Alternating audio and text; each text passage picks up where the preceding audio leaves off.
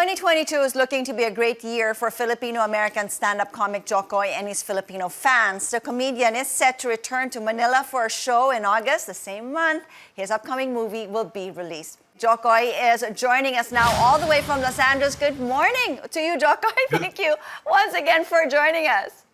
Good morning. Well, I hope it's morning here. I'm not sure if it's morning there. But, anyway, welcome back to CNN Philippines, and you're with us here on New Day. I mean, how does it feel that you're actually bringing your Funniest Funny World Tour back to Manila, and that's happening August 31st? I mean, tell us a little bit about that and what people can expect from this show. Oh, I can't wait. MOA, right? MOA Arena. That's right. And the cool thing is I got another Netflix special coming out soon, so you guys get to see the routine before it actually goes out there into the world of Netflix. So yeah, you guys get to see a whole new hour, and of course the movie drops just before it, so it's kind of cool too. So a lot of this setup prior to your Funniest Funny World Tour, I mean, what can we expect from your show? Are you going to have a lot of our favorite jokes on tour, or is it totally new? Oh, it's always new. Stand-up is not like music. I can't go up there and do the same song because people will get upset. They're going to be like, why did I pay for this, huh? Could have watched this for free. So I got to give them the new stuff. So you get to see a whole new hour, and I can't wait. And I'm bringing some guests, so get ready. You've been in the stand-up comedy genre for so many years. How do you keep coming up with new content and keep making us laugh at the same time? You just got to keep writing. That's one thing about stand-up. It's like the minute you go stale, it's done. So just writing and staying fresh and staying on my toes. Plus, this is my 30th year. It's like almost 30. I started in 1989, so this is like 33 years now that I've been doing stand-up. So I love it so much. We first performed here in Manila in January 2020 for your Just Kidding tour. Then the pandemic happened. I mean, how did your humor get you through the lockdowns and quarantines? I think the one thing I like to say about the pandemic is I needed it. I needed that time of rest. I was on tour nonstop for almost 16 years or 17 years at that point. And I was really like taking things for granted. And those 2 years that everything shut down, my son and our bond just became like this. It was a good time. For me, it was a really great experience that I had with my son, and now my son's on the road with me. He works with me, so it's been beautiful. So will your son be joining you in Manila, together with possibly your mom and maybe your titas, or maybe the love of your life? I mean, who will you be bringing to Manila? Yeah, I'm gonna bring the whole crew. We're all gonna come out there. So yeah, it's gonna be fun. I can't wait to share those special people in my life, especially in the Philippines. What would you say would be your fondest memory of your Filipino fans? I mean, you've been here several times. You brought Netflix here, shows here, sold out shows. I mean, what would be the memory that would stand out and say, yeah, I remember that. The Filipinos are really like this in Manila. My favorite part was, I grew up in the Philippines. I lived there for 6 years. So, being a kid in the Philippines was a lot of fun, and those are a lot of my fondest memories. But my absolute best memory was bringing Netflix there. And I remember telling Netflix that I wanted it to be Netflix worldwide. I didn't want it to be specific catering to just the Philippines. I wanted to show the world what the Philippines look like. I wanted to show the world what Filipinos laughed at and how talented they were. And I also wanted to make sure that the people behind the camera were Filipino. Like, I wanted it all be Filipino. So it was just a great moment in my career. And and I got to do it. I mean, that being said, Jo Koy, I mean, you said that most of your content is really specific to Filipinos, but for some reason, it touches the heart of so many people. They can relate to all your stories. They laugh with you. Sold out concerts and shows left and right. How do you do that? How do you manage to be so specific and yet reach so many people? I think when you're just brutally honest and just tell your story as is, it's more relatable than you think. It's like, yeah, it's specific, but it's not. It's just a story about my mom and me. And anyone with a mother can relate to these stories. Anyone? Go ahead.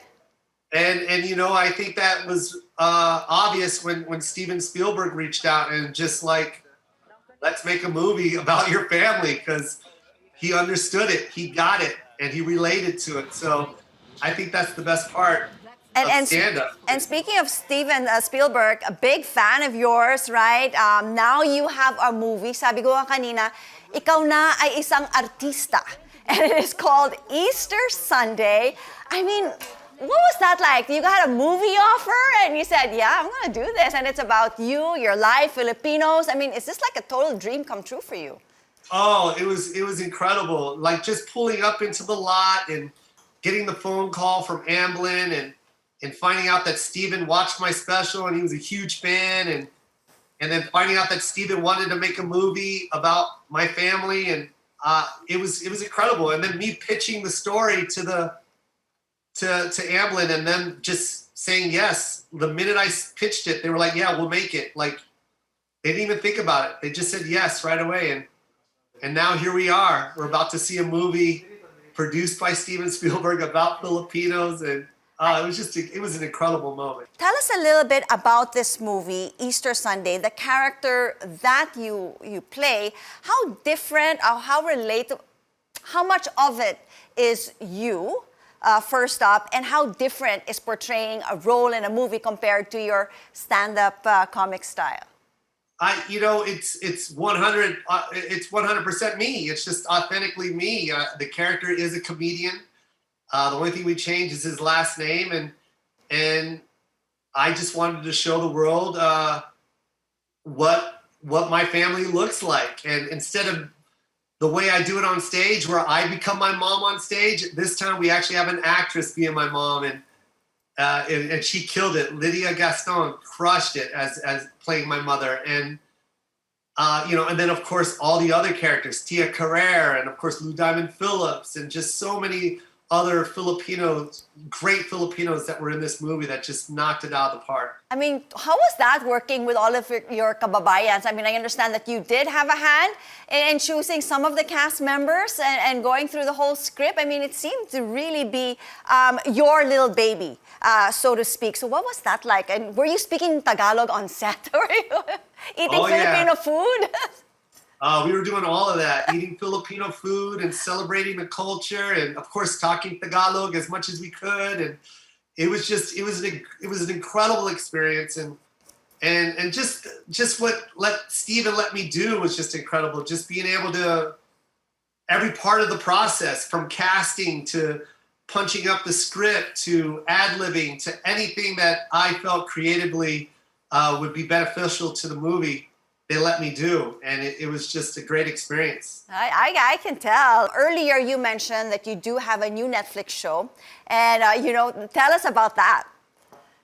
Yeah, this is going to be my 4th special with Netflix, and if you thought Hawaii was big, this one is even bigger. Like we shot it at the world famous Forum in Los Angeles. I did 2 shows there, and it was incredible. We sold out both shows, man. It was massive. I think it was like almost 15,000 people a show. So, and it's good. It's good. Let's go back to your show. That's coming to Manila. Funny is Funny. Tell us about the guests that you will be having here in Manila. Oh, that's gonna be a surprise. Oh, I have can't to share with us. Yeah, I can't. But it's gonna be big. It's gonna be fun. We're gonna have a lot of fun when we come out there, and I just can't wait to hit that stage. It's going to be, you're going to love this stuff that I got. All right. Well, I know a lot of Filipinos and Filipino Americans, Jo Koy, admire your success. for the most part, I mean, you've maintained actually a very down-to-earth attitude. I mean, so how does it feel that you have actually paved the way for Phil Ams to do stand-up comedy? That, I just want more people to succeed, and not just Filipinos specifically, just any ethnicity. You know what I mean? I just want more diversity out there to be represented in Hollywood, especially.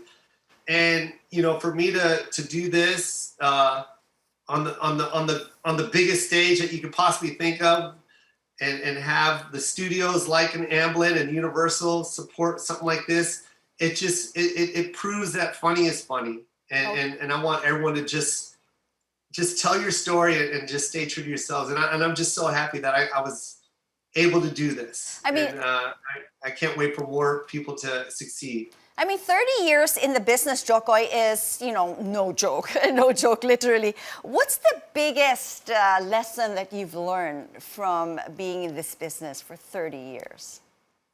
Staying humble. It's a very humbling business. You hear a lot of no's, you get a lot of rejection, a lot of doors closed right in front of your face, and a lot of liars. And you just got to have a tough skin, and you got to be passionate. You got to really love this art right here, and be willing to die for it. And I'm willing to do that. And I'm going to do this no matter what happens. I'm always going to do stand-up. I'm always going to tell my story. And I'm always going to talk about my culture. And always talk about your mom. That's what we always talk about your mom. We love our moms, definitely. Well, okay, tickets to your show was going to be out, and do invite your Filipino fans to come out and watch you here in Manila. Yeah, come on out, MOA. I cannot wait. It's going to be so much fun. And it's a homecoming, and you guys get to see it first. It's going to be exciting. I can't wait. There you go. Well, we can't wait as well. Thank you so much. I know you're so busy, but thank you so much for spending time with us here on New Day. All the best to you, Jo Koy. Aw, love you. Mahal kita.